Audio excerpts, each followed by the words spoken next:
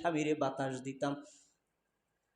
আর বাতাস দিতেছি, রাতের শেষ অংশে তাকায়া দেখতাম আমার স্বামী আমার কিনারায় বসে বসে লোহা বানায় আর চোখ দিয়া পানি ঝাড়ে।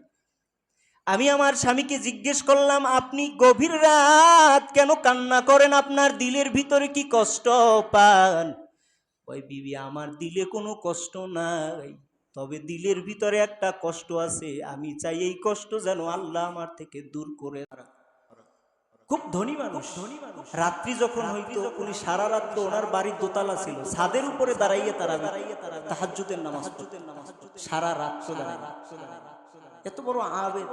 পাশের বাড়ি, উনি মৃত্যুবরণের দুদিন পরে পাশের বাড়ির একটা সন্তান রাত্রিবেলা ঘুম থেকে উঠা জানালার কিনারা দিয়ে মায়ের জিজ্ঞেস করে, আম্মাজান, এই যে আমাদের পাশের বাড়ির বিল্ডিং এ এতদিন আমরা একটা মিনার দেখতাম রাত্রিবেলা জলে, আজকে তো দেখা যায় না। সুবহানাল্লাহ।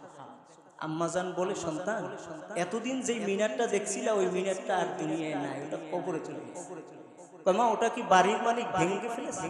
না, ওটা ভাঙে না। তো কই গেল?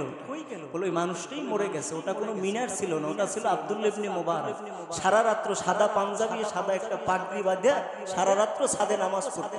আর তুমি মনে করতে এটা মনে হয় মিনার, ওটা মিনার ছিল না, ওটা মানুষ ছিল। কত বড় একজন দামি মানুষ, বুঝেন, সারা রাত তাহাজ্জুদ। উনি মৃত্যুবরণের পর, ওনার কিছুদিন আগে মৃত্যুবরণ করছে ওনার সামনের বাড়ির একজন কামার, গরিব মানুষ, কোনো টাকা পয়সা নাই, কামার। আব্দুল্লাহ ইবনে মুবারক মৃত্যুবরণের পরে ওনার শাগরেদ আল্লাহর ওলি স্বপ্নে দেখতেছে আব্দুল্লাহ ইবনে মুবারক বড় শান্তিতে জান্নাতে চলাফেরা করে। শাগরেদ জিজ্ঞেস করেন, আব্দুল্লাহ ইবনে মুবারক, জান্নাতে আপনার অবস্থান কেমন? ওই আব্দুল্লাহ ইবনে মুবারক বলে, আমার অবস্থান আল্লাহ ভালো দিছে, তবে আমার থেকে ভালো অবস্থানে আছে ওই কামার বেটা। সুবহানাল্লাহ। এত নামাজ পড়লো, এত বড় একজন আলেম, বলে আমার থেকে ভালো অবস্থানে আছে ওই কামার লোকটা, ওর জান্নাতে আল্লাহ আমার থেকে মর্তবা বাড়ায়া দিছে। এত মর্তবা কেমনে পাইলো? হজর পইরা আর ঘরে বসে না, আল্লাহর ওলি দৌড়ায় কামারের বাড়িতে গিয়ে আব্দুল্লাহ ইবনে মুবারকের বাড়ির সামনে কামারের ঘর, কামারের কাছে জিজ্ঞেস করেন, কামার ভাই, আপনার কামারের স্ত্রীর কাছে জিজ্ঞেস করে, আমার যেই কামার ব্যক্তিটা মারা গেছে, বলো এই ব্যক্তিটা আল্লাহ তাআলা তাকে খুব ভালোবাসছে, এমনকি আপনি অবাক হবেন যে আব্দুল্লাহ ইবনে মুবারকের চেয়ে বড় জান্নাত সে পাইছে। কামারের স্ত্রী ডাক দিয়া কয়, এটা তো স্বাভাবিক ব্যাপার, আমার স্বামী তো বড় জান্নাত পাবে। সুবহানাল্লাহ। কয়টাই তো আশ্চর্যের কিছু নাই, আমার স্বামী তো বড় জান্নাতটাই পাওয়ার কথা। কেন? আপনার স্বামী তো আলেম না, সে তো একজন কামার মানুষ, এত বড় জান্নাত কেমনে পায় যেটা আব্দুল্লাহ ইবনে মুবারক পায় না? কামারের বিবি ডাক দিয়া কয়, আমার স্বামীর গুণ ছিল, গুণ না থাকলে আল্লাহ জান্নাত দেয় না। গুণ ছিল, কয় কি গুণ? কয় আমার স্বামী ছিল কামার মানুষ, কিন্তু নীতিটা এত ভালো, কামার বান্দাটা যখনই লোহায় পিটান শুরু করতো, কান থাকতো মসজিদের দিকে, যখনই শুনতো মসজিদের মুয়াজ্জিন কয় হাইয়া আলাস সালাহ, আয় নামাজ পড়ো, ভালো।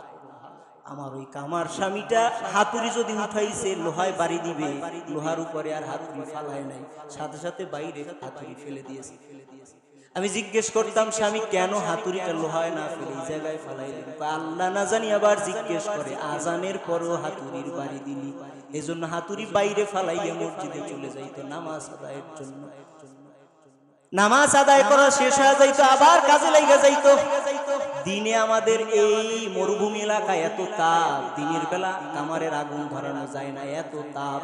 আমার স্বামী রাত্রিবেলা কামারের কাজ করতো, আমি পাশে বৈশা বৈশা পাখা দিয়ে স্বামীরে বাতাস দিতাম। আর বাতাস দিতেছি, রাতে শেষ অংশে তাকায়া দেখতাম আমার স্বামী আমার কিনারায় বসে বসে লোহা বানায় আর চোখ দিয়ে পানি ঝাড়ে।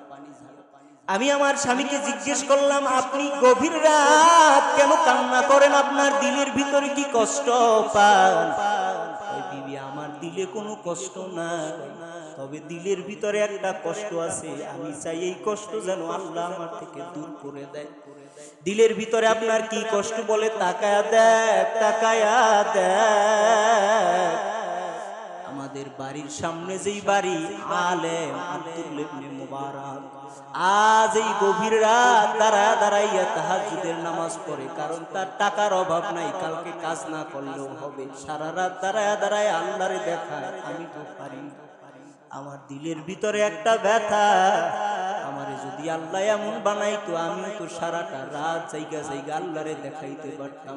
এই জন্য আমি একটু আমার আল্লাহরে বললাম, ও দয়ার মালিক, দুনিয়ার জমিনে আমারে কামার হিসেবে মানুষের কাছে কামার বইলা সবাই আমারে ডাকে, তোমার কাছে যখন আমি যাব কিয়ামতে কোটি কোটি মানুষের সামনে একটা বারের জন্য তুমি আমারে কামার বলে ডাক দিও না। এত বড় একজন আলেম, জান্নাত পেতে হলে আলেম হওয়া লাগে না। আপনার যদি দিলের ইচ্ছা থাকে, একটু ভোর রাত্রে একটু উঠলেই কি 10 মিনিট, ফজর তো এমনিতেই পড়বেন, একটু আগে উঠেন, 3:30টার সময় উঠলে আপনি তাহাজ্জুদ পান, 3:40-এ উঠলেও পান,